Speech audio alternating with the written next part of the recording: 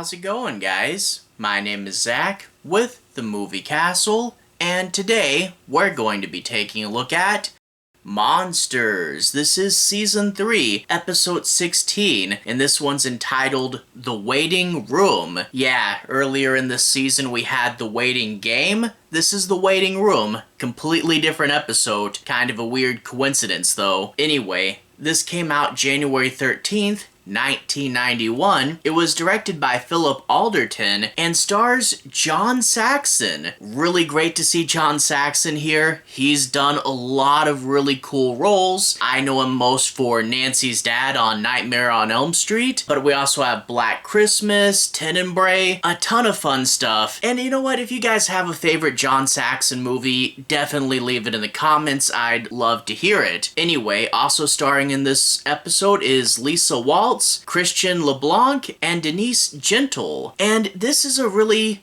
good, cold, and creepy episode, which I always love. Like I always say, I love the serious ones and I love the creepy ones. And this is a snowed-in hotel when all of a sudden John Saxon's son goes missing, and it turns out that this is tied to something that happened to him, a sort of curse he got, where he keeps accidentally going into this mysterious room with a mysterious woman inside of it. And there's this whole thing with him and like the way that this room's haunted him and figuring out the rules to it. And you don't even quite know what the woman in the room is. Is she a ghost? Is she some otherworldly force? You don't know. And that's one thing I really love about it. The concept is original. It's abstract. At the same time, they do bang out a few definite rules about it. And overall, it's just a really original and unique haunting, which I really love. And yeah, Nancy's dad is the dad in this one, and he's also dealing with a strange and bizarre haunting. Got to love that, right? Overall, I love the creativity, I love the atmosphere here, and this just really all panned out to be a really good, different episode. And I gotta say, one of the better, scarier episodes of the show. I definitely recommend it. This is definitely gonna be a highlight of the season. I love ghosts with their own special gimmick, and we really have that here. And again, it's so abstract, I don't even know if it's a ghost or a demon or what. So that's pretty cool. I think this one panned out really nice. But all that being said, let's talk a bit about the plot. I'm not going to do any major spoilers. I do want to break down and analyze a few plot points. I'll be avoiding the end though. I don't really want to ruin anything. But without further ado, let's take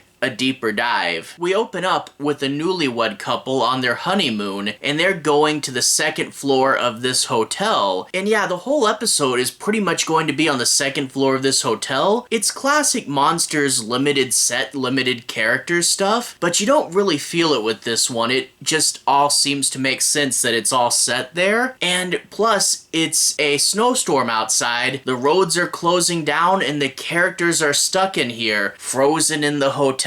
Kind of like The Shining. Gotta love the snowed-in concept. But it turns out that even though they're on their honeymoon, the guy's father, John Saxon, is there for some reason. It already starts out kind of bizarre, but he lets them into their honeymoon suite, and he says, while it hasn't changed a day since I've been here, the room looks exactly the same. Turns out, this is where him and his wife had their honeymoon, and he even tells the bride, yeah, your husband was conceived right there on that very bed. That is way too much information, John Saxon. You did not need to tell us that. But the guy says, hey, look, don't mind my dad. He's been a little weird since his wife died, and just try to humor him. So I love how even though we haven't got into the scary stuff yet, we know that something's up. Well, we cut to the middle of the night, and the guy goes to the bathroom, and his wife turns out the light, and in turn, when he comes back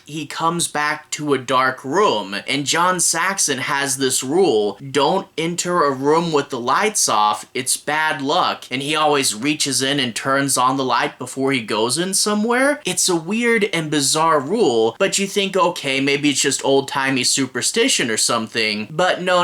John Saxon's son goes in the room, and it's a completely different room with the lights out. There's this big white bed, and a mysterious woman lights up a candle and says, "Come in here," and then we're cut away from the scene and we don't know what happens next, and we cut to the real world. The wife wakes up, the husband's gone, the police can't do anything because they're snowed in. Looks like we have a strange and bizarre disappearance, and she gets John Saxon talking, and it turns out he knows a little more than he was letting on, and he says, "I only ever cheated on my wife once, but it was on our wedding night in this very hotel." And then we flash back to him in the past, and he's doing the same thing his son did. He left the bedroom to go to the bathroom, and when he comes back, there's that woman with the candle, and the woman begins to seduce him, and when he tries to leave, the handle of the door is missing, and the woman says she wants two things. She wants a child, and she wants John Saxon to be with her forever and ever and ever, and he promises this, and the door opens and he's allowed to go. So yeah, John Saxon just broke a few anthology horror rules. Don't cheat and don't make promises with strange and mysterious figures. But he said that when he left and he opened up the door again, it was the room that it should be. It was the room with his wife in it, and he says that room, that woman with the candle, will sometimes be behind doors, and it could be any door, and he didn't know what, but that room would periodically pop in, she would always be there, and it would haunt him. That's a cool concept, the idea that you could open a door and it wouldn't be the room it's supposed to be, and you don't even know who this woman is. What is she? Is she a ghost? I guess, maybe? We don't know. And the idea that it's also a metaphor. John Saxon had an affair, he made a mistake, and now it's haunting him. It's reoccurring. It's a problem in his life that won't go away. Much like a real affair would probably have similar ramifications, right? So overall, it's a good concept, and the way the ghost works, it has its own rules, but it also has this woman's husband. How can she play the rules? How can she get the husband back? It's a bit of a puzzle. So a really good setup, really good atmosphere, and always great to see John Saxon again. Overall, this episode came out really cool, and I definitely say it's a highlight. Once again, I'll say that season 3 is coming out to be a really good season, and here's hoping we get a bunch more classic episodes in the future. But yeah, I can definitely recommend this one. Anyway, to everyone who's watched so far, thank you for watching. To everyone who's liked and subscribed, thank you. You really are helping the channel out. I'll leave a relevant playlist on the bottom. This should be my Monsters playlist. If you guys want to see me talk about past episodes of the show, you should be able to find them there. Anyway, have a good day. See you guys again very, very soon. Playlist here. Have a good day now.